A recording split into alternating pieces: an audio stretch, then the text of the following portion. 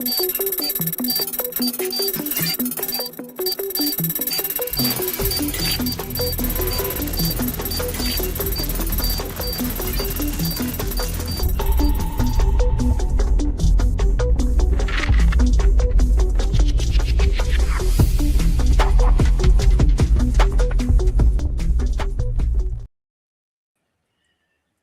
right, here we are on another Tuesday. Jar, how's it going, bud? It's going good. Matrix Money Tuesday. Exactly. And today we're fortunate. We got a guest. Where is it? Right this side. I got the right side. There he is. Mr. Trade Intuition. That's right. Not a stranger to this channel. He's helped out with a number of streams. He's been a guest on the streams. Yes, so sir. Joe, appreciate you being here, man. How's it going? Thank you. Thank you for having me. Going good. Going good. Going real good.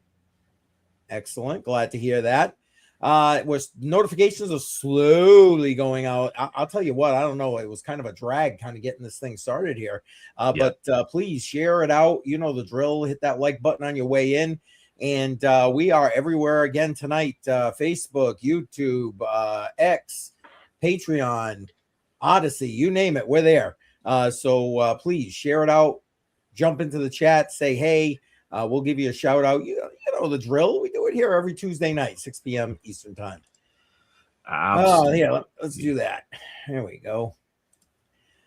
So we got a lot of stuff to cover tonight. Oh yeah, it's not exciting news on my side. It is definitely something to talk about. Jar is lamenting because the first story is about Canada. We'll get to it in a minute, but we're going to talk Canada. We're going to be talking. Jamie Dimon losing his mind because he's gonna fight this Clarity Act. Oh man, and a whole bunch of other things going on. We got some. Oh damn it! I forgot to make my tinfoil hat. I was gonna surprise everybody with my tinfoil hat. Okay, next week. Yeah, we got to do it. Well, with the AI bubble story we got, I was thinking that's the perfect tinfoil hat. I can guarantee you I'll find a reason every week to wear one. Well, you know the joke. What's the difference between a conspiracy theory and the truth? 6 weeks. Yeah, true. It's becoming very, very clear now. Seriously though, looks like the only person that's coming and saying hey is Damn It Dave. I see a bunch of people lurking in the background. Damn It Dave though, welcome. Appreciate you being here. So welcome. And you know what, why don't we kick it off, because we're also, Joe is going to take some time to go over a couple of charts today for us. Not extensively, real quick. We're definitely going to be touching on BTC, because for those of you who follow BTC, you know what's been happening. We're going to be talking about Michael Saylor with BTC. So I figured, why not? And Sui, because if you've been around, you know there's been some not good stuff going on. Something happened over there with them. Oh, did Andy just pop in? Andy, welcome. Love Andy. She's here every week. And she keeps us honest, because like we mess something up, she just tells us. Oh yeah, she's gonna point it out. Yeah, well, that, and she literally, like, we'll be in the. We got done with our stream last week, Jar. I don't know if I told you. We got done with our stream last week, and we were saying a bunch of things. And by the time we got off the stream, Andy had blown up my email with all this kind of stuff. I was just like, damn. Andy comes prepared. Oh man, on it. Yep. Yeah. So what do you say, Jar? You want to kick it off for us? Yeah. Let's pull up the first one. So we got some issues going on here in Canada.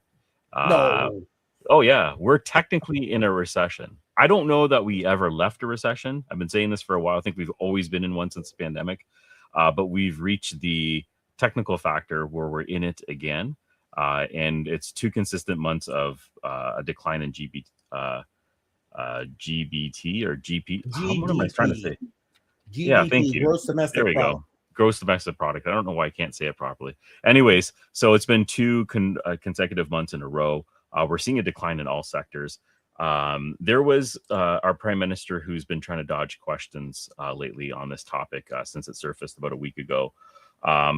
But he did confirm that he does know that this is an issue, and he's supposed to supposedly try to fix it with some foundational efforts in investing in different types of areas like infrastructure, technology, tooling for the older industries. And they did some immigration changes. So we had an immigration issue over here in Canada for a while. No. And, oh yeah, we've been basically closing our doors over the last 6 months or so, and turning away a lot of people. We let in quite a couple million people over the last couple of years, which is quite a bit. Like the population of Canada is just over 34 million or something like that. So to let a couple million people in, we're not ready for that type of growth or that type of issue, especially in the GTA, the Greater Toronto area, with housing. So we've been closing that off. He's been rejecting a lot of these student visas that were approved previously. The renewals are done, so people have to now leave. That might actually take a little bit of pressure off. At least where I live, I think that is a big problem, and I'm kind of happy that that's happening right now. And the investments are also being made, but this is just way too early to see if it's going to have an impact.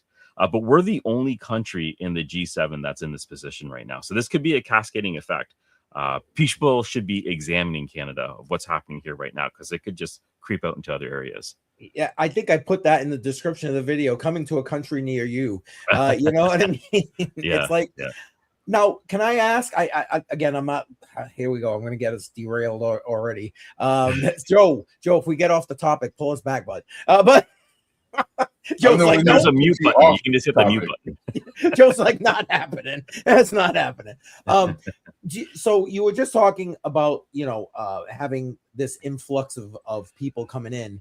Do you think that is like completely what's contributing to this recession, or is it a multitude of factors? Oh, no, it's definitely a multitude of factors. This portion, I believe, is a large portion, but it's not the main problem. We were digging ourselves in a hole well before this. This is just basically putting a plot on it. There's quite a few different issues. Printing money isn't helping. Amen. The whole job situation in Canada has been pretty rough for a while. Okay, one other question on that, and then I'll move on. Actually, I'll pull up Andy's comment here in a second. But now I know here it's like ICE is out deporting everybody and their brother. Is that happening in Canada or what? So we're a pretty friendly nation, so we don't have What are you saying? We're not friendly down here? What the fuck? Sorry, I gotta beat that out. I gotta beat that out. And deploy a militia to kick people out, but we're gonna politely ask them to leave and then show them the door and then give them a ticket and say, "Hey, well, thank you for coming. Good luck, and we're not renewing your visa." So that's basically what's happening over here. I don't put that off the table. If the Conservatives take over, they might be a little bit more aggressive. Liberals are not known for doing anything like that. Okay, fair enough. I know it's a hot button issue here, so I didn't know if that was also playing into what you got. I mean, bad enough the recession, right? Playing into that. Outside of the cities, I don't think it's as much of a hot button issue. But if you are living in one of the major cities anywhere in Canada, you're probably feeling it, and it's very visible. Fair enough. And now here's Andy's question/comment. I guess actually they're both questions. I'm at east or west. So I'm in Toronto, so I'm on the east side of Canada. So the Democrats over here would be called Liberals. So that's a Liberal Party. We have the Conservative Party, which would be classified as your Republican Party. But we also have other parties. We have the Green Party. We have NDP. We have Bloc Québécois. There's a few different parties, although the dominant ones right now are Liberals and Conservatives. Yes, Joe, you have your hand up. The only party I'm interested is in the after party. Let's go. There you go. There it is. That's on Friday. Friday night. Crypto on the rocks, baby. Yeah. Excellent. Let's see what else we got here. We got Meet Damien just slid in here. Welcome, bud. Welcome. Appreciate you being here. I love it. I'm watching the markets burn while on the beach. He's in Costa Rica? Yeah, I mean, there it is, man. There it is. If we got any admins in the chat, drop the link for Meet Damien, please. I'd appreciate that. Thank you in advance for your help. Yeah, guys, watch Meet Damien. He gives it to you straight. Beautiful country.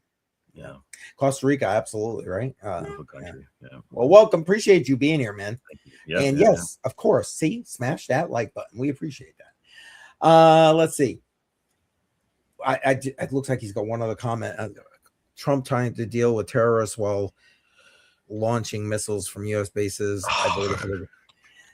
Listen, I am not happy with what's going on with Trump on a number of different levels, and I'm with you. I voted for him. I wasn't voting for the other dingbat.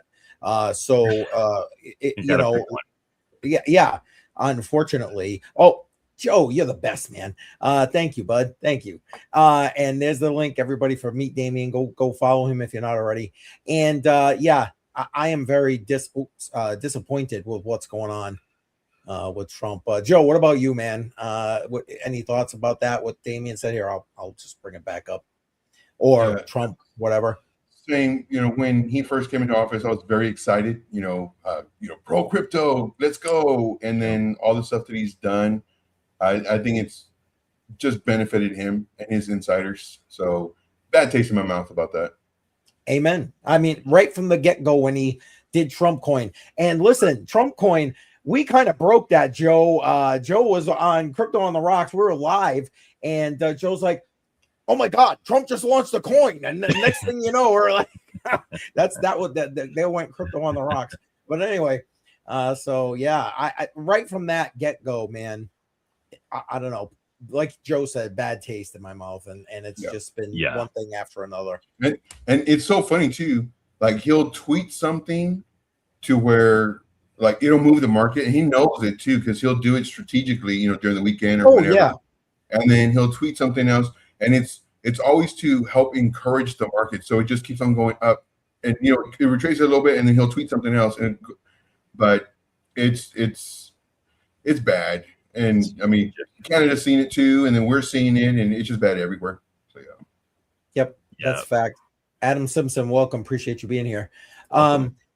I mean, I think there's a complete disconnect, and you're right, Joe. He sends a tweet just trying to control what markets, or interest rates or whatever, and there's a complete disconnect in my opinion right now with Wall Street and just reality of the economy, in my opinion.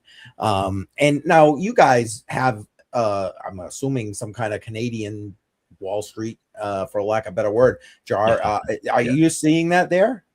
So we have, it's called Bay Street over here. It's in Toronto. Is it really called Bay Street? Nope. Bay Street. Okay. We have the financial district is in Toronto, the main financial district. There's other cities that have their own, but Toronto has the main one of the biggest exchanges in Canada as well. And Bay Street is just the main street that runs through. All the major banks are on this street. It's very similar to Wall Street, just the Canadian version of it. Yeah. Okay. And are you feeling that kind of disconnect between what's going, like right now stocks are hitting all-time highs, and it's like the bonds are screaming, no, everything's gonna drop, what are you doing? I don't know, what about there? I'm assuming it's almost a mirrored effect. There's such a disconnect of what's happening in the financial markets, but it's actually happening to the everyday Joe, no pun intended, but everybody that's happening around. And I know many people in different areas of different sectors, and they're all feeling the pinch right now. And when they're talking about, so one of the things Prime Minister Carney said is that the median house income over the last 6 months has actually increased. I don't buy that. Also, the value of everything has increased. I was just about to say, but what was inflation? It just doesn't make any sense. A lot of the things that he said didn't retrace or make any sense. So I'm going to check out some more interviews of what this guy's actually trying to pump right now. Well, there you go. He's taking a page out of Trump's book, because nothing Trump makes any sense anymore. Things out. But anyway, oh boy, again, Joe, you're supposed to pull us back, dude, from the edge, right? No, I like it. I like it. All right, we should probably move on.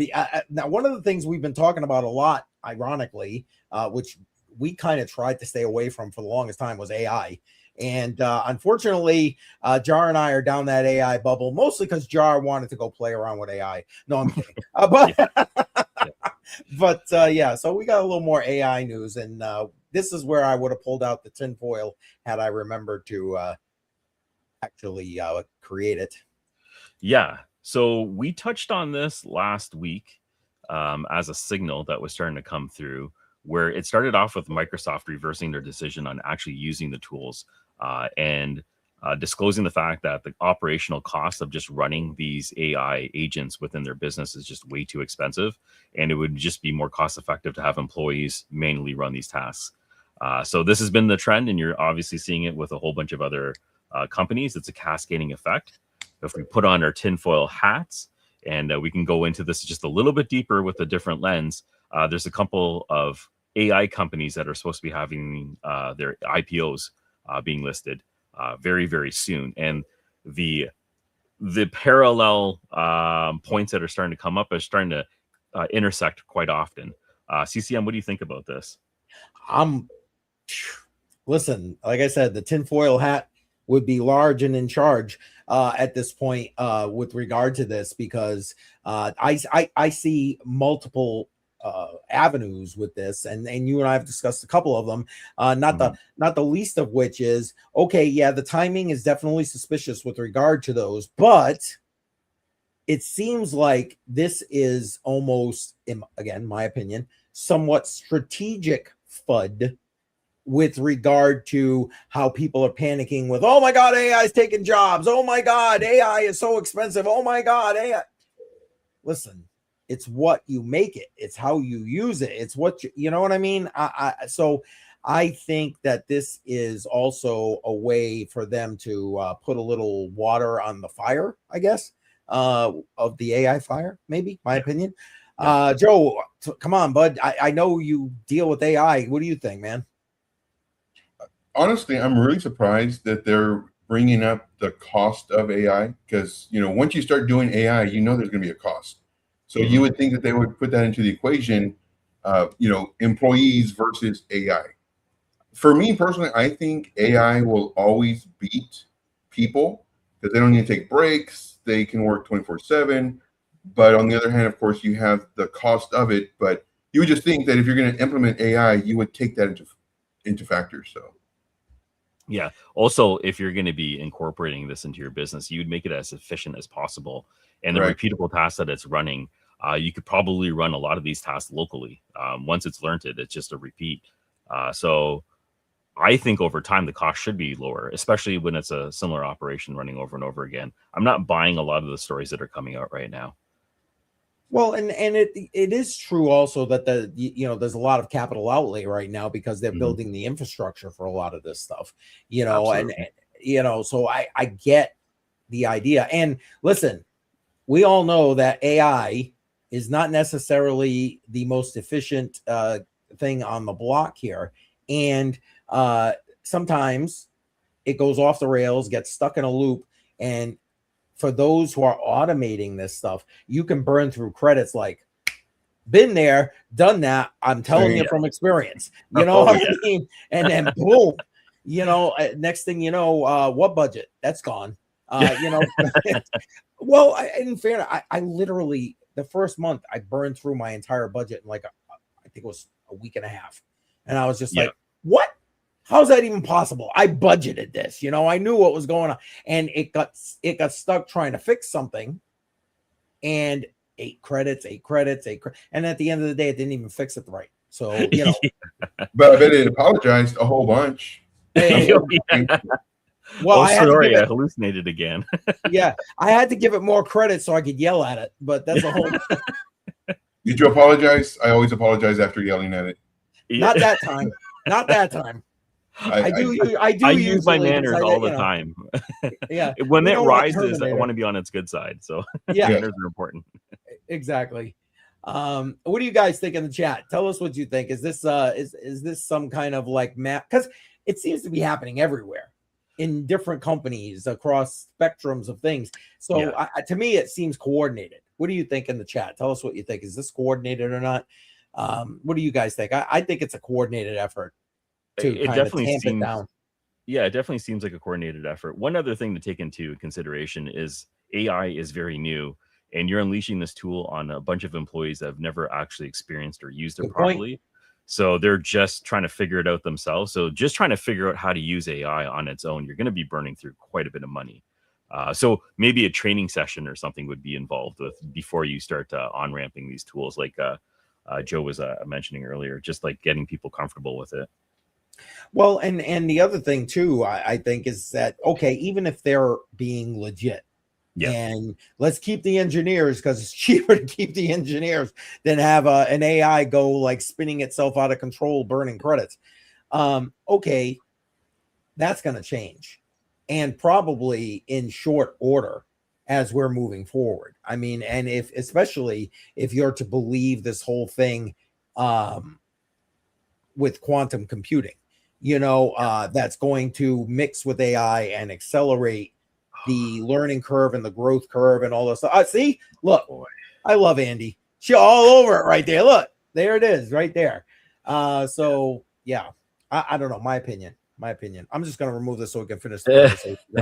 But I mean, I don't know. What do you guys think? I mean, even if they're true, I think it's going to change, and probably within the next couple of years, we'll be back to this hype train again with regard to AI.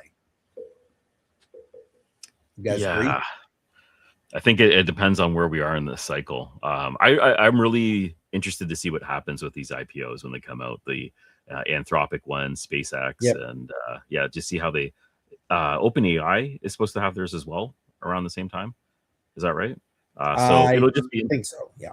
Yeah. So 3 this summer, 3 massive ones that are going to be taking place. So it'll be interesting to see how the chips fall. Yep, agreed. And Bedell's just sliding on in here. Welcome, sir. Appreciate you being here. Welcome. Yes, Bedell loves AI, man. We know, and he knows. So there it is. Yeah. Oh my God. You guys got to watch the clip of him yelling at Nightbot, but that's a whole another for another time. Oh my goodness. Okay, we gotta keep moving on here, or we'll just be going all night on AI alone.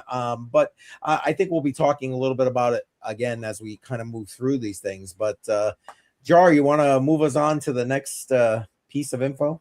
Yeah. So I'm gonna bring this one up. So this is about Paxos getting the first ever SEC nod for a blockchain clearing.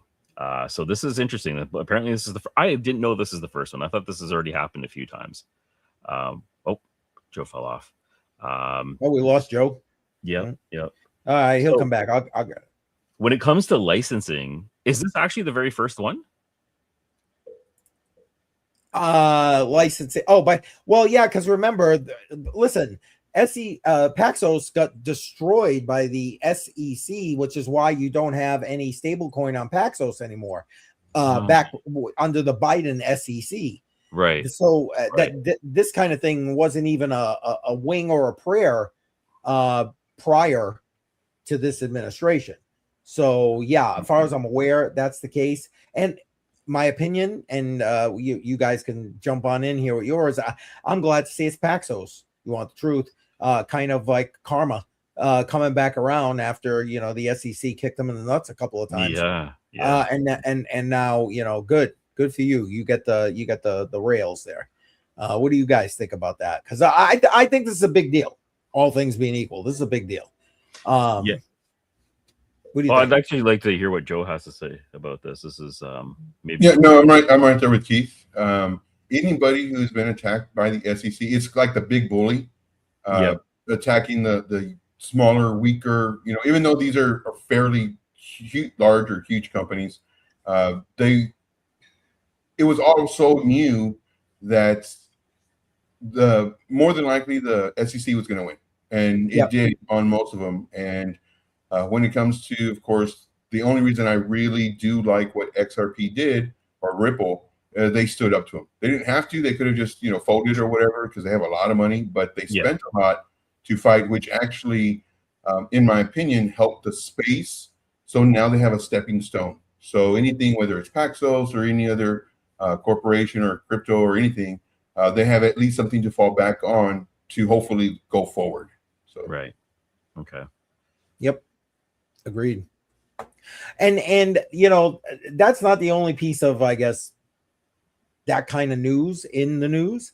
One of the other things we have is from DTCC, and they're going to be doing a lot of this kind of stuff on Stellar, on the Stellar blockchain. And Joe, I didn't even think to ask you about checking out Stellar. I don't know if you can pull that up real quick if you're interested, if we got the time.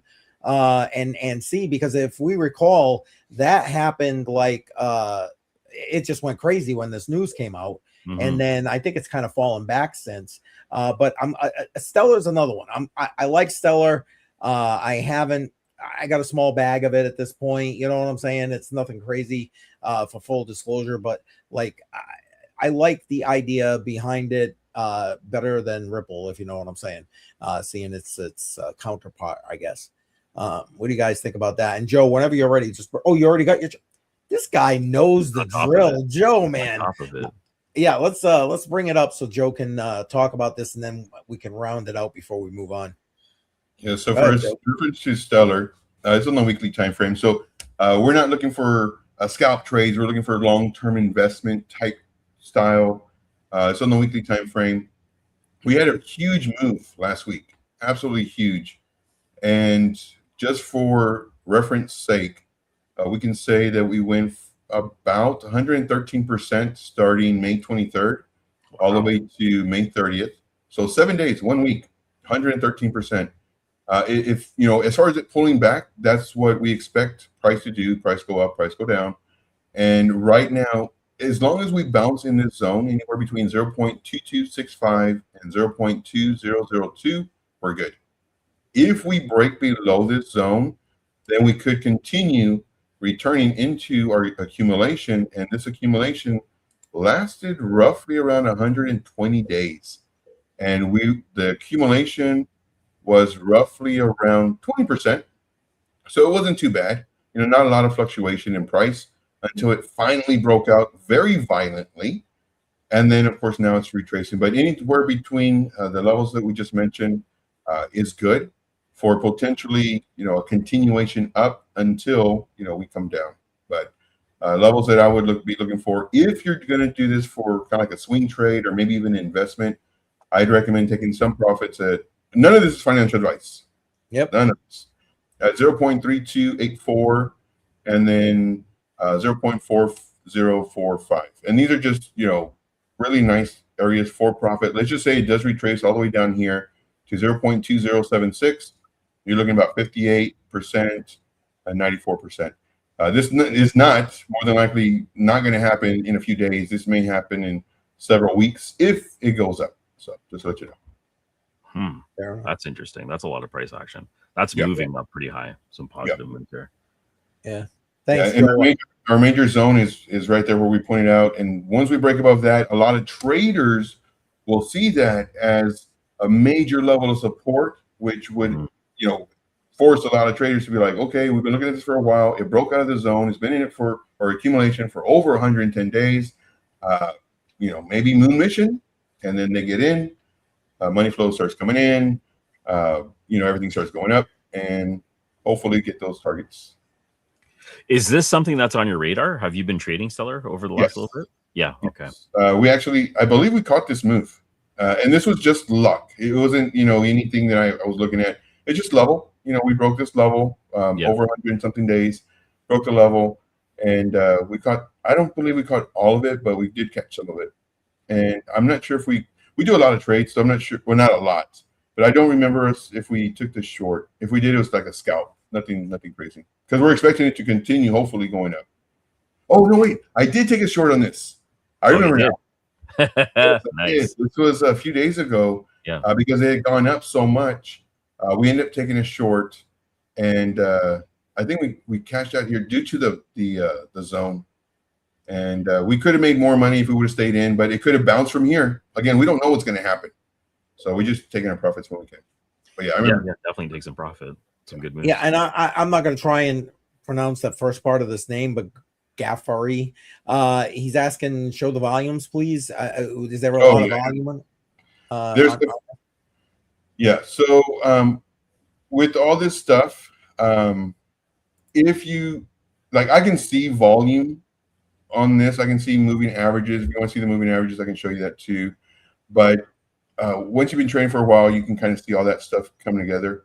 But volume started increasing as price was increasing, which was good. However, the volume started decreasing, which this is trader talk. There's divergence, bearish divergence. So the price could come down. And I just want to show you divergence just really quick. I know it's not a training session, but here we have price or volume coming down, but price coming up. And look at the divergence that played out. Barely. Now, if it would have come down more, all the divergence traders would be like, I told you divergence, and divergence came down. But look at this divergence. And then it continued coming up. Price started going up some more, and volume is slowly coming down. So even with that, there's bearish divergence. It should go down, should go down, should go down, should go down, should go down. Finally coming down. I told you, divergence. Oh, okay. Yeah. With that, so you treat that as a signal to short when you start seeing these come up? I start looking for a short because price is coming up. Price does two things. It goes up and it goes down. And some people may say it goes sideways, but that's a series of ups and downs. Right. So the further up it goes, the more chance it has to come down. Doesn't mean that it will right now. It could continue going up until it's ready to come down, starts breaking levels in the lower time frame. And then now we're looking for a down. But usually when that happens, I mean, there's going to be oversold. This is RSI. There's going to be oversold RSI. But I can see that already just on the price action due to the rapid movement. And so there's going to be divergence. There's going to be overbought signals. And once we start rolling over, then, of course, you'll start seeing the moving averages starting to roll over as well. But everything is in relationship to the price action. So if you know how to look at the price action, you can pretty much see volume. You can see. Now, did I know volume was coming down as this was going up? No. Yeah. Do I care? Yeah. Not really. Volume used to be my number one indicator until I looked more into it and saw that, okay, so what if there's divergence? It's still going up. It'll go up until it's done. And then finally, when it does come down, oh, there's divergence. Oh, okay. Thanks, man. So, yeah. Huh. Okay. And we want to even though I didn't want it to be a training session, like it's very difficult for me not to teach and train. Yeah. Because this is what I do. And so, yeah. No, Joe, we appreciate it. And again, thanks for that one, because that wasn't even on the list I gave you. So thank you for that. Appreciate you.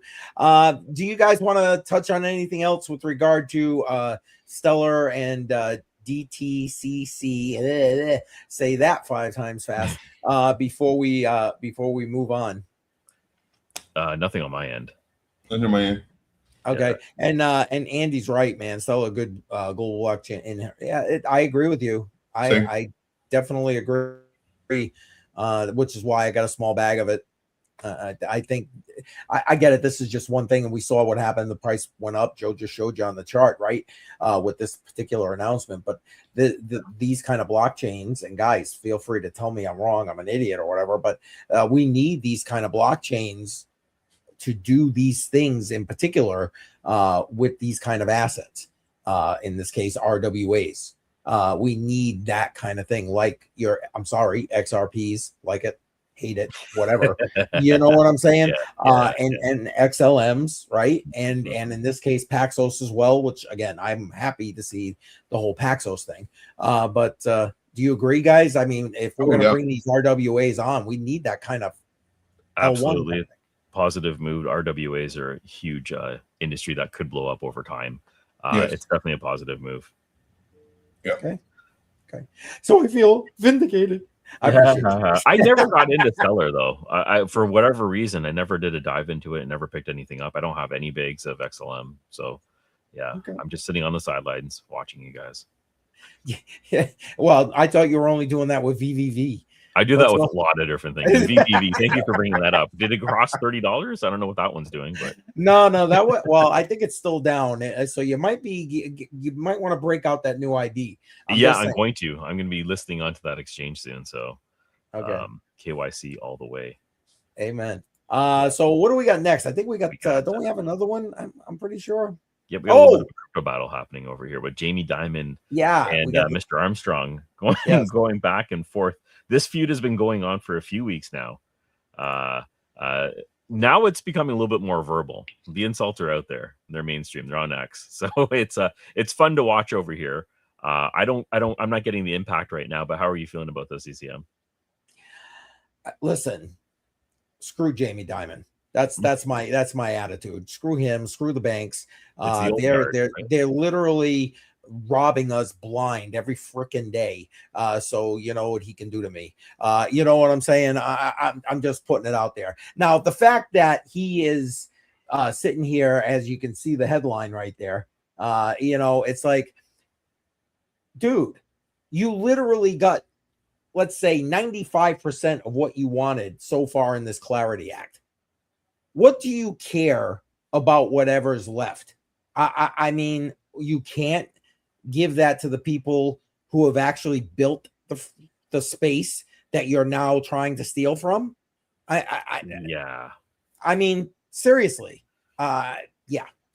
So my opinion is he can go take a long walk off a short pier, as my grandmother used to say. Anyway, and I say that because here we go. You're picking on the boomers. Listen. I love you, Andy. I do. You're awesome. But hey, Slothman just in the house. Appreciate you. Oh, look at this jar. Look at this. What was I saying earlier? Sending for the cute. Oh, I don't know. Andy's all over this. I can't wait to get to my email and see what we got. Please forward. Anyway, I'm sorry, Joe. What do you think about this whole sitch with the Clarity and Diamond and Armstrong and everything? Yeah, I'm right there with you. Banks having a bad taste in my mouth, especially when I see them getting bailed out all the time. When we're in a crisis and the people are hurting and suffering, and the banks, they get bailed out, but not us. So yeah, I don't. Very bad taste. Too big to fail, right? Yeah. And it's like they're the first ones bailed out and everyone else suffers. So it's a pattern that continues over and over again. It's the same thing over here. I'm not a fan of any of these headlines. And I think, unfortunately, they might end up getting their way. It just seems like they control every single. That's where the money's at. Right? Yeah, literally, that's where the money's at. So yeah. I mean, which is why we've discussed a couple of times on the show that I'm glad that crypto has like PACs now. You know what I'm saying, to help and hopefully they're educating, not trying to pay off politicians, because I believe crypto can win on its merits. I mean, end of day, against the banking system. So I'm glad for that. But can I just ask you guys to maybe we can do a quick discussion, and in the chat, feel free jump it on in here. The argument, or the main sticking point is yields on stable coins, right? They want to be the only ones being able to give yield on stable coins, which was exclusively here in the crypto space, and not just exclusively to centralized exchanges, right? I mean, you can get that in DeFi.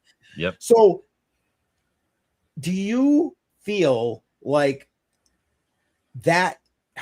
I'm trying to word this properly. Do you see that being what should be the main sticking point to this particular bill that's coming out? Should that be the focus, or should something else be the focus? Because in the long term, DeFi is going to overreign this, in my opinion, and we're going to get the yields anyway and go like this. You know what I'm saying? So I don't know. What do you guys think? You seem to be pretty confident that the yields will be around regardless with DeFi. I'm not 100% sure about that. I think a lot of things really depend on what happens over here in the United States. Yield is definitely the key aspect, where you have freedom with your own money. You're going to be earning something on your own. You don't need an institution to help pay out that interest rate. They're very attractive interest rates. You're not going to get that at any local bank, at least over here. Nowhere near that. It's shocking the amount of money that you can. This just rolls back 50 years ago, and you were getting these interest rates at your local bank and your credit union or whatever you're doing business with. We haven't seen that in ages, especially now when we're printing out like enormous amounts of money. So yeah, it is what it is. Yeah, and I agree 100%. DeFi is where it's at. That's where you're going to put your money, and it's going to grow money. And that's what we want to do. They want to grow their money. But with the banks, like, they literally want to control everything. They want you to put their money in there, and they don't want you putting it anywhere else, because then it takes away from their cash flow. Exactly. It takes it out of their pockets. And that's why I think once people realize that they could do, like you were saying, Jar, you can earn those yields without needing the bank. Yeah, well, that's what they're afraid of. That's going to be where it goes and it explodes. And part of why, if I were the banks, yeah, you're coming into it like short-term gains here if you're able to control these yields, but long-term, the only other way you would think that this is a long-term viable play is if you already have a plan to try and crush DeFi. True, very true. And we were talking about this yesterday on Huddle Line about at least my perspective was a steady balance of between regulation, guardrails, and then the open market. There is a reason, in my perspective, that you need some oversight and regulation when it comes to businesses operating within the boundaries that they should be in order to be successful and open up their doors to as many people as possible. And then on the personal side, the retail side, you want no limits. You want to be able to explore, and you want to be basically untouchable when it comes to your own possessions, right? So yeah, it's going to be an interesting, I'm really interested to see how all this plays out. Yep. Joe, anything you want to add in there? I think it's just so funny that like we want to have possession and control of our own money. It's ours. Like, I mean, if we hold it in the bank, well then, you know, something could happen to where we get limited on either how much we can take out, frequency of taking it out, or if we're even able to take it out. And so, yeah, I just find it funny that we've been having this discussion as far as, you know, it's a slavery mindset. That's what that is. We're not even aware of. I'm trying to think of words, but yes, the slavery mindset. Yeah, they think they control our money. Oh, it's your money, but you can have it as we see fit. Yeah. Right. Yeah. And I love Andy's take here. You know, and will it pass? Well, okay. You know what? Put a 1 in the chat if you think that this Clarity Act is going to pass in this cycle here in Congress. What do you guys think? I don't think it's going to make it this cycle here. What do you I'm guys wondering think? if it's going to happen even this year, at any time this year. I don't think Well, it's going to. If it doesn't do before the end of the year, or once midterms are over, forget it. That's it. Trump's agenda is done. Yeah. See, here we go. It's starting to come in. Nope. Yeah. What about you, Joe? What do you think? Same. No. Yeah. Not happening. And I can see a couple of you put questions. I've highlighted them, so we'll visit them at the end. But we want to try and get through what we got. We're 45 minutes in, and we're about halfway through. Yeah, it's like I love it, and thank you to everybody for putting those questions in there. Keep them coming. We appreciate you very much. But Jar, why don't you bring up the next one so we can keep clipping along here. So this actually went down multiple times. This is the Sui blockchain. God. Shut down. What was the full time that this was actually down for? It was definitely okay. Here we go. Here's a breakdown. So the first halt was May 28th for 6.5 hours. Oh, geez, 6.5 hours. And they halted it again on the 29th in the morning. And then the third halt, which is a little bit shorter, on the 29th for 43 minutes. So there's multiple issues that's going on. And this is all linked to the upgrade to version 1.72. Yeah, well, a bug fix. And I just want to bring up a couple of Andy's comments, because Andy's our fourth wing here in this stream. So I was not even aware of this. So thank you for letting us know that. I was completely unaware of that. And she said, and it's funny because when Jar and I were putting this stream together, what did I say, Jar? Solana. You know what I mean? That's what this reminds me of. And although not quite the same, this was more around a bug thing. There's nothing the same. They're different. Yeah. They're different, but yet the same. And so just because they start with S doesn't mean they're the same. Yeah. That's funny. Joe, what's your thoughts on this? Were you even aware of this? I mean, I know some people weren't even aware that the thing went down. No, I wasn't aware of any of this. Not even the token unlocks either.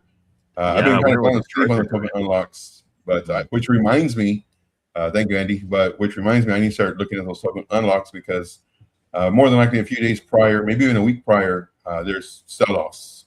Yeah, you know, especially right now, there's people, they may be up from the seed round or when they got their the investment rounds. So yeah, that's good thing for me to start looking at again. Pull that yeah, up that's a good point. There was a point, Joe, you were talking about token unlocks like almost every day, it seemed like. Right. Yeah. So that's good. And Joe, if you're ready for that, I'll bring your chart up in 1 second. I just want to bring Andy's comment up because it was the last piece of what we were talking about with Clarity Act. If it doesn't pass by August, yeah.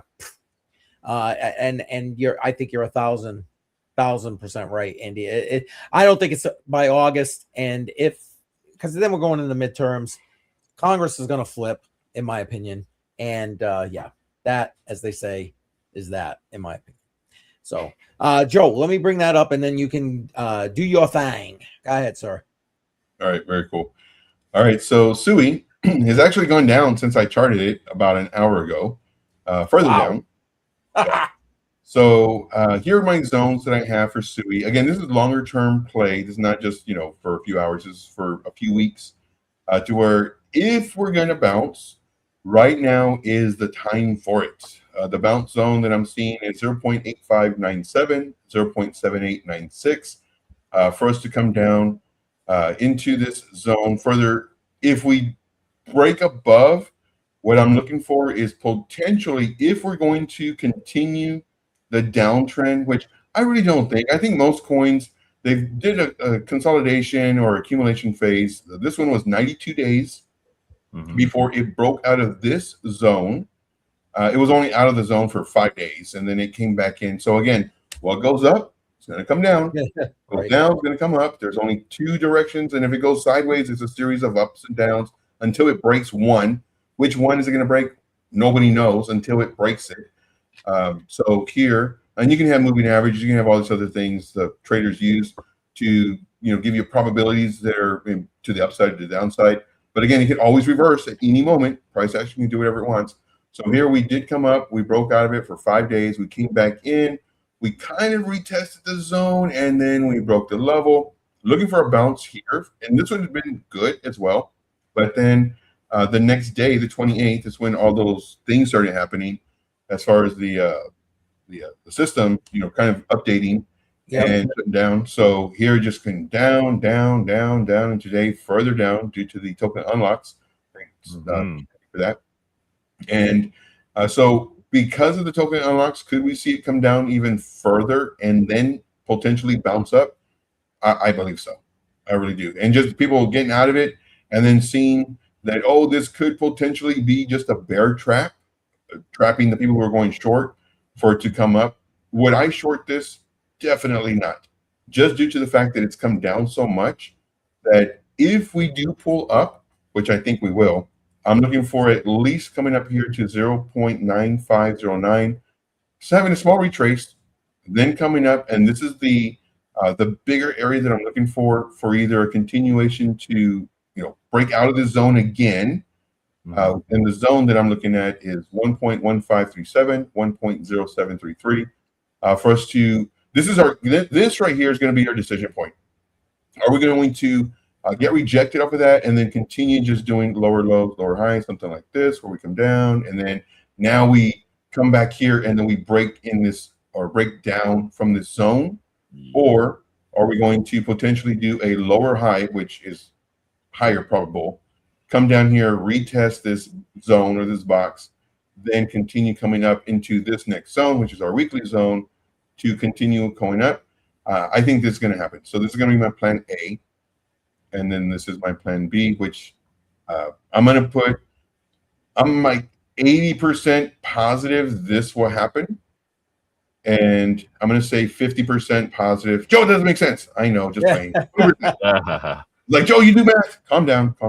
But the timeline that you're well, this is several weeks. This is weeks.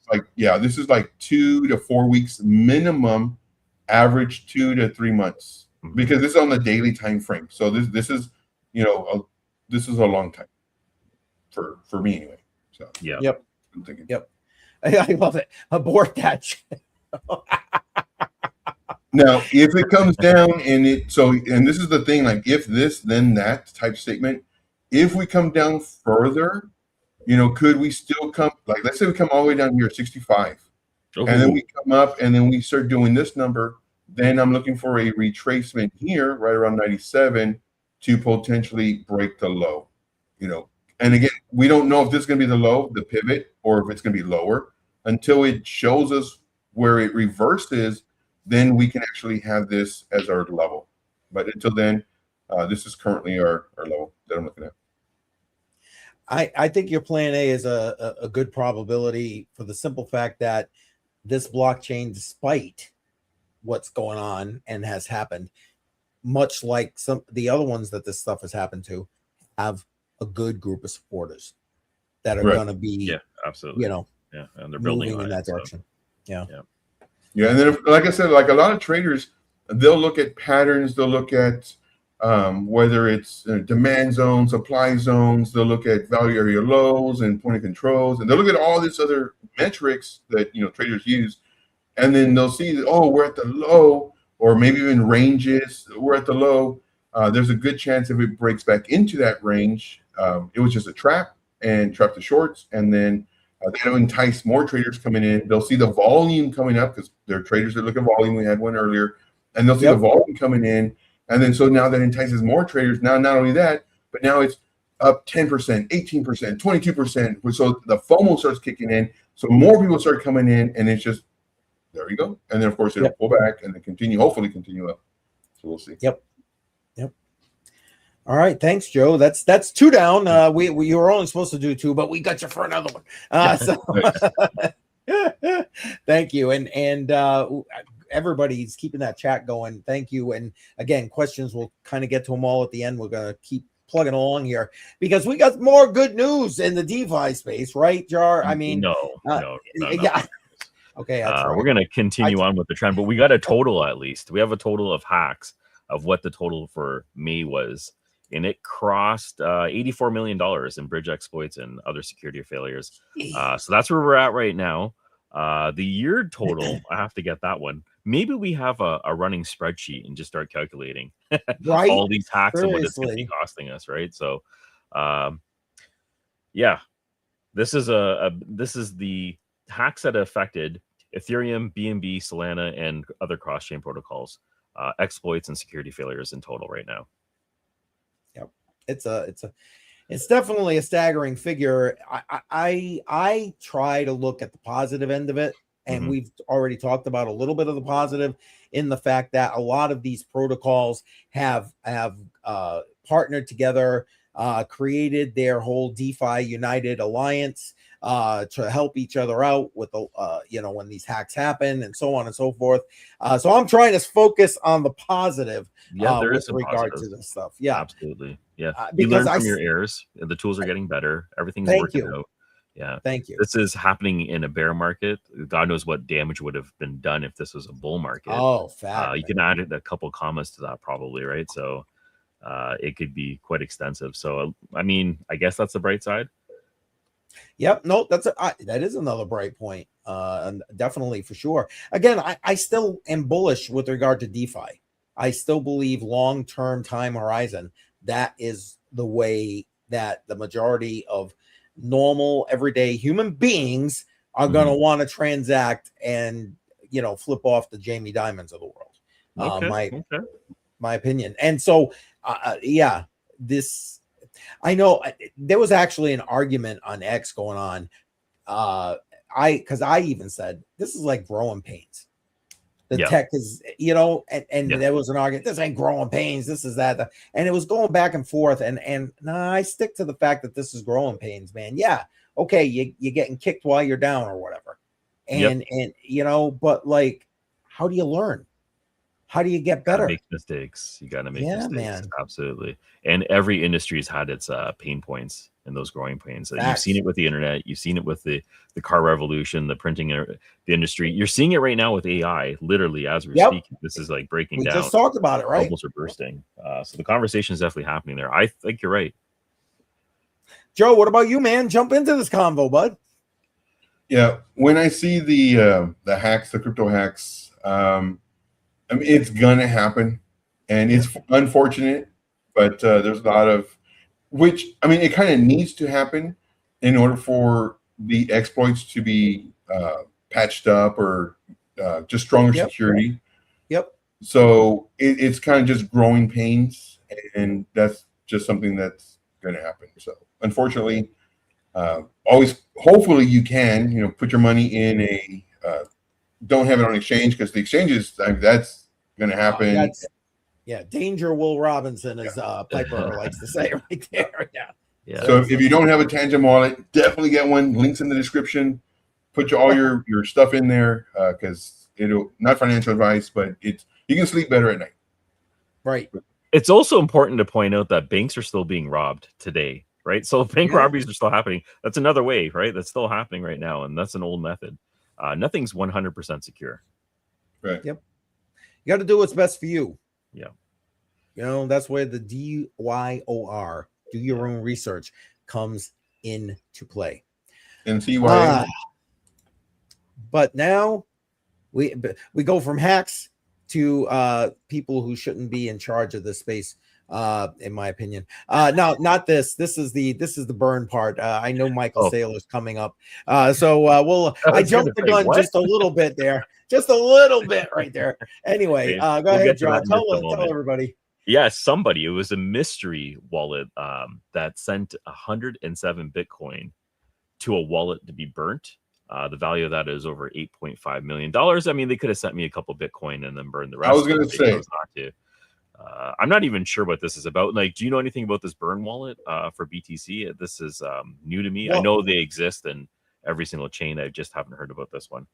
Well, I don't think this is an official burn wallet. It's just a known wallet without private keys, I think, is the way it's worded. And I think they explain that a little bit further down in this article. And for the sake of time, all the links in the description. So go ahead and check that out. Do your research, whatever. This is the information as we've gathered it.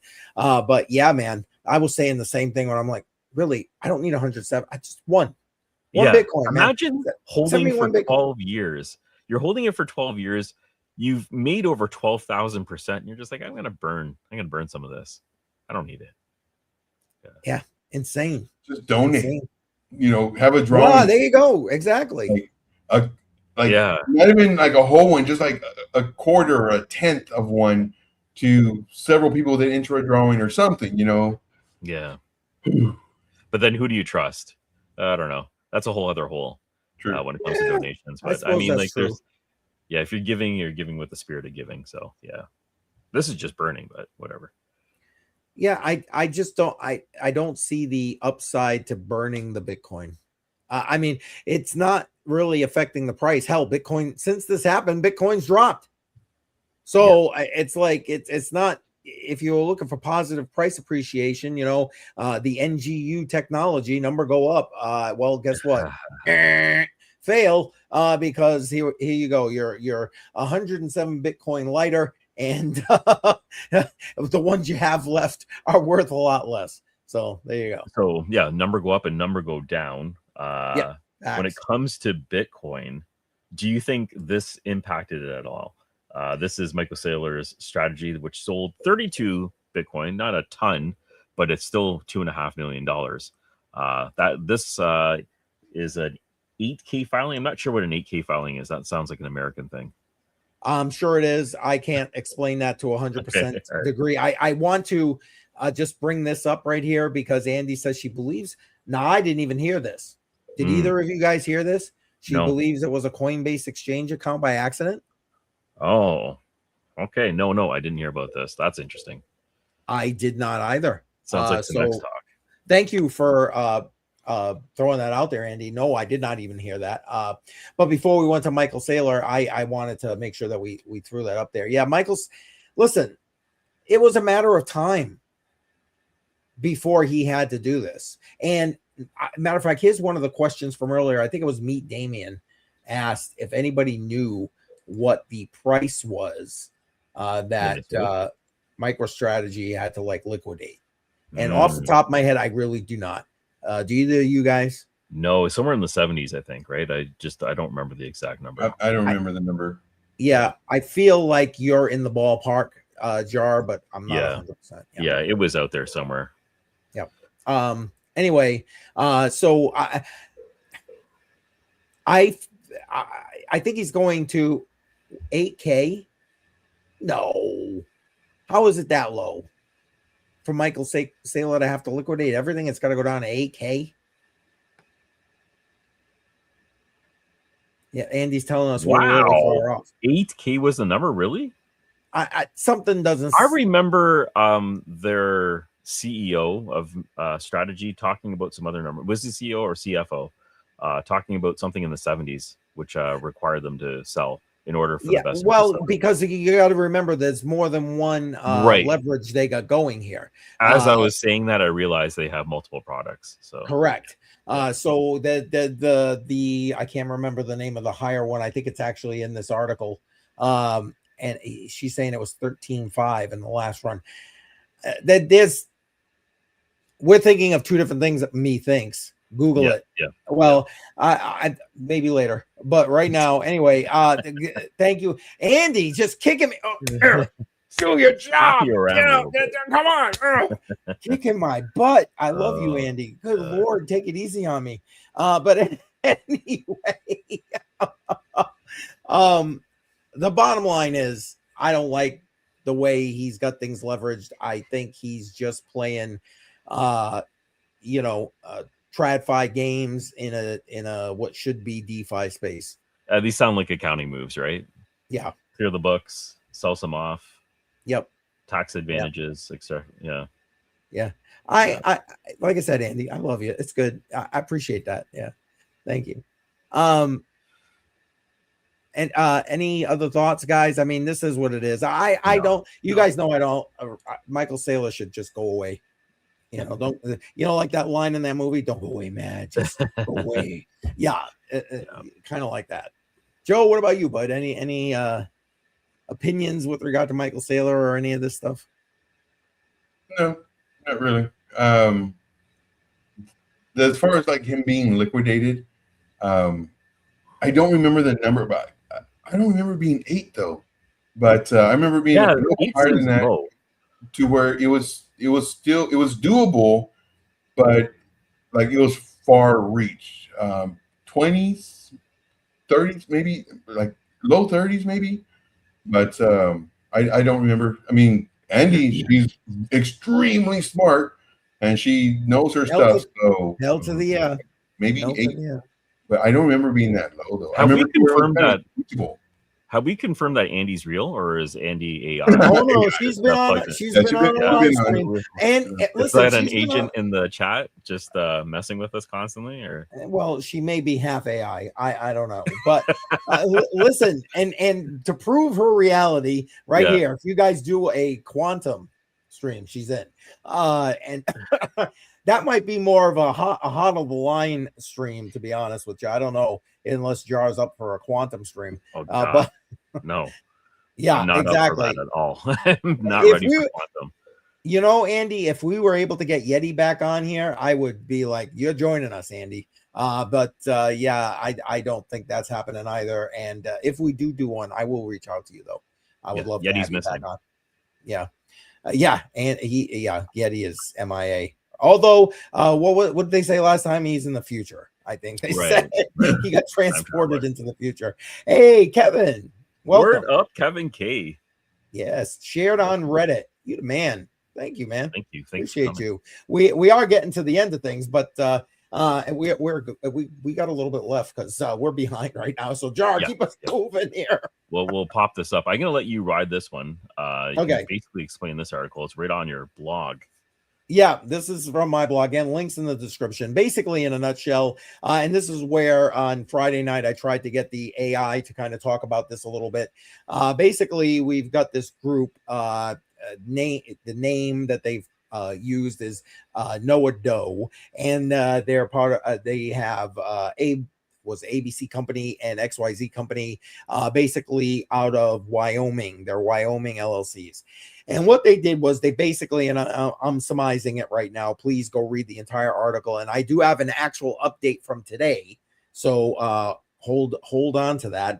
I'm going to be updating this article, let my AI kind of put the whole thing into like a voice chat, and I'm going to link it in here. So watch for that update. Anyway, basically what this person has done or entity has done is taken the blockchain, scoured it, and found originally over 42,000 Bitcoin wallets that they're claiming were abandoned because they hadn't been touched in I forgot what the actual time frame was. I want to say 10 years. Do not hold me to that. It's in the article. Sorry. Anyway, so they went to New York and basically said, hey, man, abandoned property. We want to claim the rights to these wallets addresses because nobody's touched them. They're abandoned. Couple of shady things have gone on. Actually, a lot of shady things with regard to this have gone on. Not the least of which is that in order to make that happen, they had to undervalue them.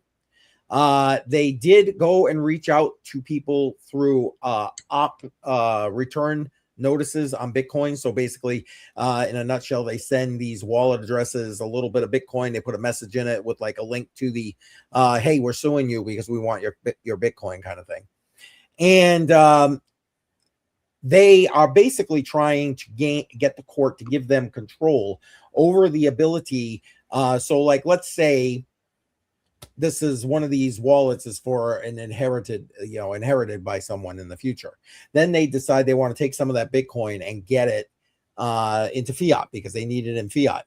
The minute it would get transferred onto a centralized exchange, lawsuit kicks in, and Noah Doe here would come in and say, I don't care if you got the keys, you transferred it to a centralized exchange. It's ours now. And he has a court order to back that up. Wow. Again, slimy, super slimy, super slimy. Trying to backdoor this.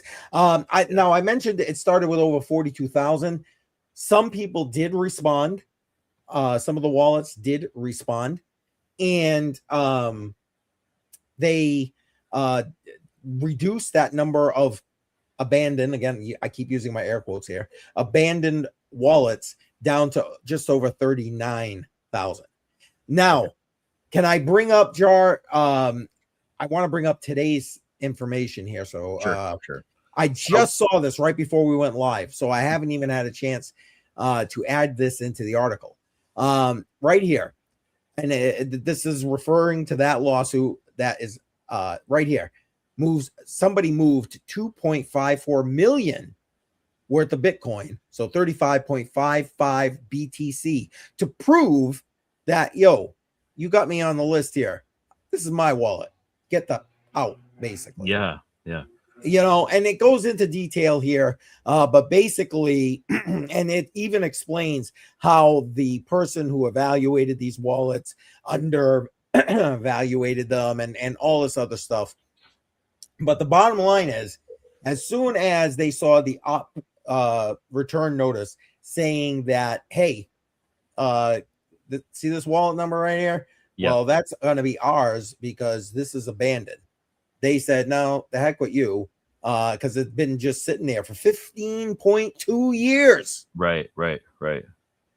That's crazy. Diamond hands. That's what that is. Yeah. Serious diamond hands. What is abandoned? Like, how do they even classify that? And that's what I think it says it down here. Basically, in New York, abandoned property has certain guidelines, such as its valuation, which is why this was undervalued, and the period of time. And I'm trying to, it has to be like under $10, so they seriously undervalued it right here. And they got a period of 1 year to notify and then claim. But this, I think it's further in here. I want to say it's 10 years. If something hasn't been touched for 10 years, and again, if I'm wrong, Andy, come on, go ahead. Tell me in the chat. But seriously, then they can say, hey, this falls under the guidelines. I'm claiming this as property. Think like what they do with storage units, right? They sell out the storage units and that's boom. There you go. Mine now. So that kind of thing. But I love the fact that this person, whoever it was that owns that wallet I just highlighted, gave him the middle finger and was like, dude, I control this Bitcoin. Just because it's held. Yeah, exactly. So get it off the list, kind of thing. Okay. What do you guys think about? As soon as I saw this, I was like, I just wanted to go punch somebody in the throat. Like, seriously, who are you to say this is abandoned property? Yeah, and even But if they it could is just for have it. They you could to just have, claim it. yeah, because they could just have it in a safe or a deposit box or something to where it's mine. I don't need to prove that I still own it by transferring money. I'm gonna, put it away and then not touch it again till I'm ready. So yeah. Andy, I super love you. greasy hands. I'd say Andy's too busy trying to prove us wrong on the Michael Saylor prize. I love it. That's all right. That's all right. Anyway, yeah, Joe. I mean, talk about having no right to your private property is basically what that boils down to, right? I mean, Right. it drives me absolutely. It's like I went out, I earned it, I put it aside, I buried it like gold. Somebody What asked gives us you what we the thought right? about gold. Yeah, but I Yeah. buried it in the dirt, but you're telling me I abandoned it because I buried it so nobody would steal it? Right. Also, it's the United States that's trying to enforce this, right? And this could be a user anywhere in the world. So what gives them the right to even take that and cross that boundary? I did not think of that. That's a great point. Right. So like that's a great point. Yeah, it's just it's very murky waters, very gross. I don't like this idea at all. Quick shout out to Kevin K. Thanks for the super chat. Appreciate that, buddy. Oh, I didn't even see that. Yeah. All right, Kevin. Thank you, man. Thank you. I didn't even see that. Sorry, Jar. I would have stopped earlier. Yeah. But that's one of the things I did put in the article because I had the AI extrapolate. Well, what could happen because of this? And one of the things it said was because Bitcoin is not confined by borders. This gives, like, if there's a win here in New York, this gives other states and other countries like precedent. Yeah, free for all, man. Free for all. Make it happen. Which again, now you're playing against personal property rights, in my opinion. You're playing against the whole not your keys, not your coins. You're playing with a civil war. That's what you're doing when you come after something like brother. that. People will get uprooted very quickly when you start messing around with just keeping things alone, right? This is their own property. I don't know what they're trying to do here. Yep, I agree. I know we got one more thing, and why don't we throw it out there, Jar? Because I know we're gonna bring it in. Yeah, let me pop it up here. I didn't realize this until you sent it to me earlier, but on this day 10 years ago, the S19 Antminer was released. This is the Bitcoin miner, the OG in this space. Many people are still operating these. I don't think they're profitable right now, but you could use it as a solo miner. I mean, it's went mainstream in 2017. It's been 10 years since it was released. It's pretty shocking. I know, it's insane, right? Yeah, I can't believe it's been 10 years. Yeah. And now I know we mentioned in the background, I don't know if you still want to, but Jar, but because now you said you're using these yourself, right? In your other business? Yes. In the Node Factory? Not the S9, but we are using Antminer. So we have the S21 Pro, the S21 XP. Those ones are marginally, actually probably not profitable right now with today's price. Right. But they're still running, solid build by Bitmain. A lot of people have issues with Bitmain just because they control a lot of the mining space, pricing schemes and everything else. A little bit of murky waters over there. But it's just a milestone for the space in general because you can see that we're maturing over time. And this is definitely one miner that a lot of people had, and it was praised for a while. Yep. Joe, do you have one of those? Nope. That was obviously more commercial for those. I'm just picking on Joe right now, but that was more for commercial use there. But I want to just catch these last couple of questions, if you guys don't mind. We don't have to dwell on them very much. He might not even still be here in the stream. What do you guys think about inflation? I think sucks. It's real. Yeah, it's real. It's happening, and there's nothing we can do about it until the money system changes, in my opinion. Joe, drop the mic, baby. Boom. That's the fact. We're not going anywhere anytime soon. Inflation's real. It's hitting hard. It's hitting every aspect of our life. You can go to the grocery store and just get a reality check anytime if you want to see what's happening there. The wealthy that have assets doesn't affect them. The unwealthy, the ones that don't have assets, just like you were saying, and I apologize for interrupting, it's No, effect. I'm waving like, yeah, that's me, man. Yeah. Exactly. It's Yeah. exactly. No, Joe, you're spot on. And Jar, listen, much like we were talking about earlier in the stream, right? That's how we started off. I mean, talking about the recession in Canada. Hello, inflation in Canada. It doesn't matter. This isn't US centric. Yeah, absolutely. Yeah. Just take a look at us and see what we're doing over here. We're drowning right now. It's not a pretty sight. Yep. Let me just put this up here. Hope AI will come up and save us all. There you go. Yeah, we'll see. Something eventually. Something. I like it. I have one more starred comment, and then we'll start wrapping this up. Any thoughts about gold? I wish I had that sound effect from Piper Academy. I love gold, because I do. It's a beautiful thing. Guys, go ahead. What do you say? I'm gonna say buy it. Not financial advice. Not financial advice. Gold, silver, anything tangible. Again, it's an asset versus holding on to your dollars. That it's literally devaluing every single moment because they keep on printing more. So if you can buy gold, get some. In my opinion. There you go. Hold on gold. Yeah, there you go, Andy. Yeah. Andy with the words. Jar, what about you guys? Yeah, I'm registered on Kinesis, so my plan is to start picking up some more. I hold actual metals in silver because it was the cheapest one at the time that I could buy. But over time, I'm slowly buying in and DCAing into gold, silver, and precious metals in general. Yeah, Kevin gets it. A fan. Absolutely. Got to diversify, right? Yep.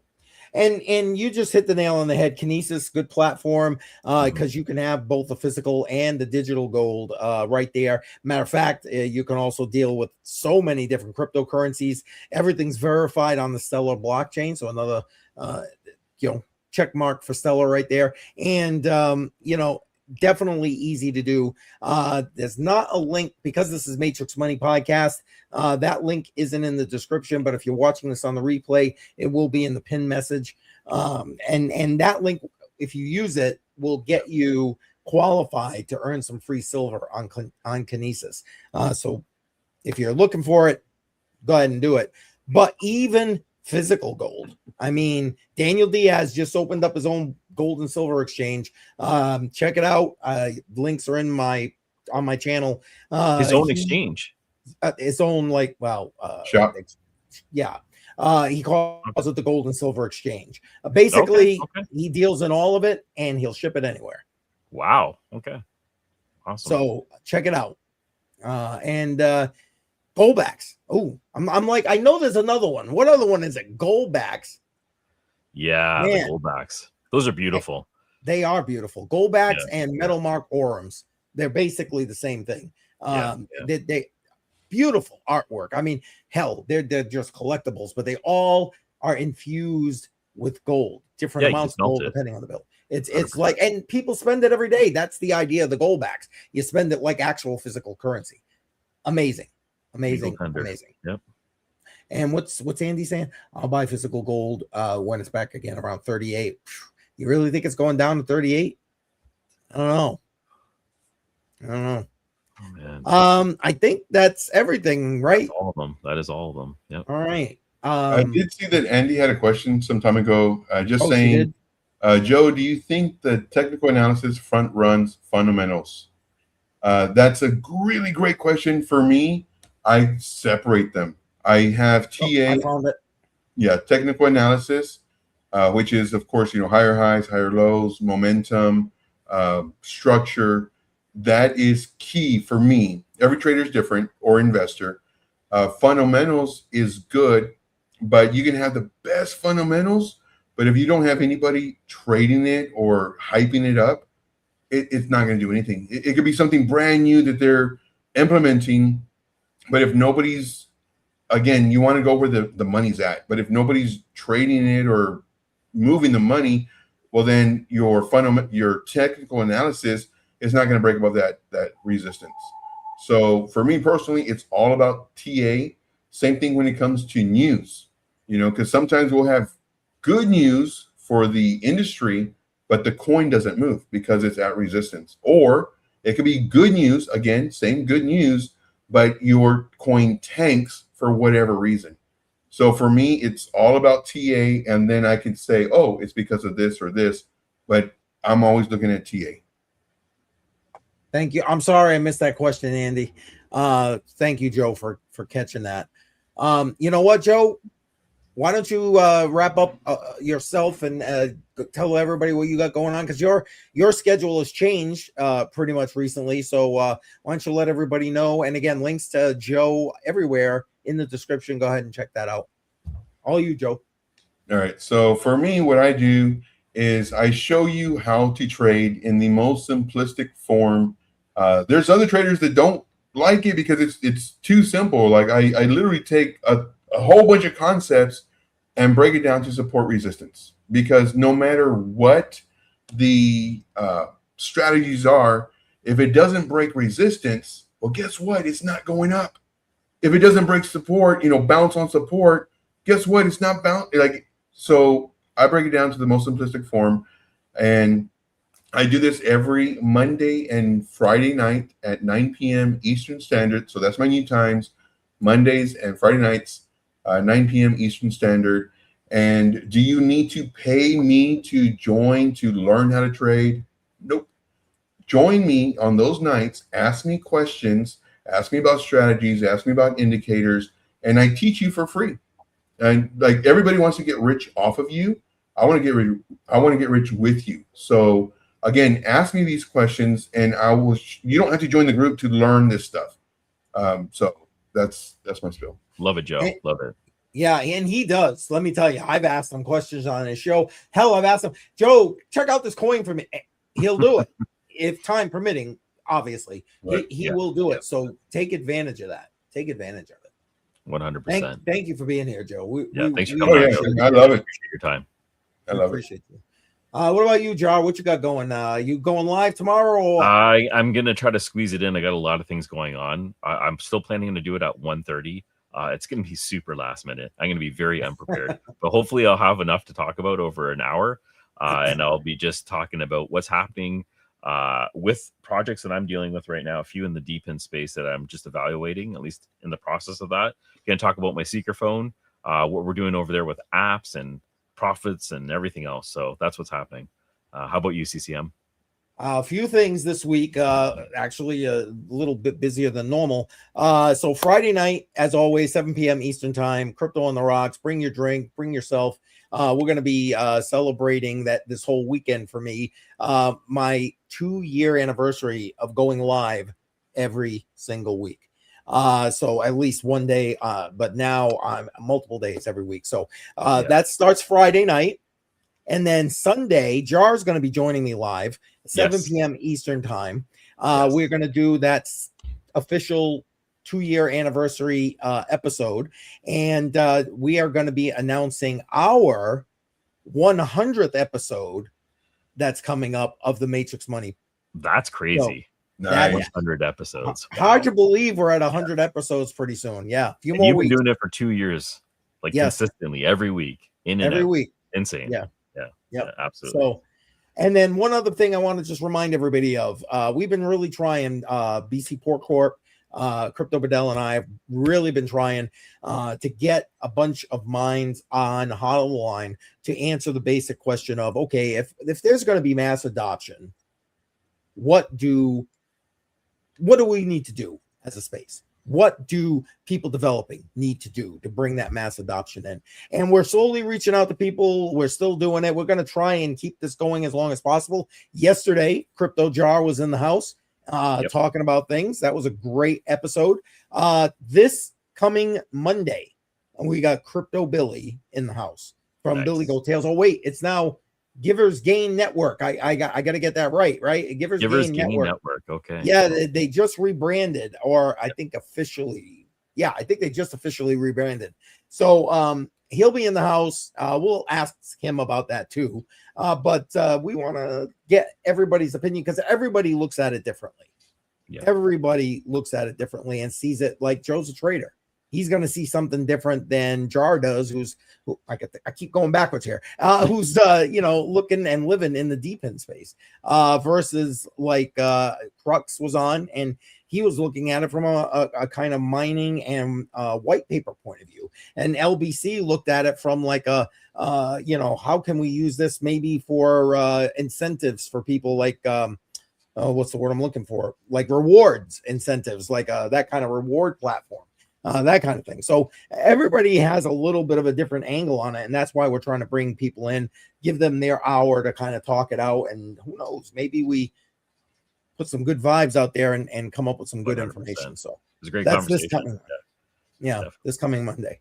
And I think that's all she wrote, guys. I say we head on out. Thanks again to everybody in the chat. You guys were awesome. Yeah, you guys are the best. Yeah. Oh, you guys, his mic you went kept out. it alive. And Andy? Oh, there you go.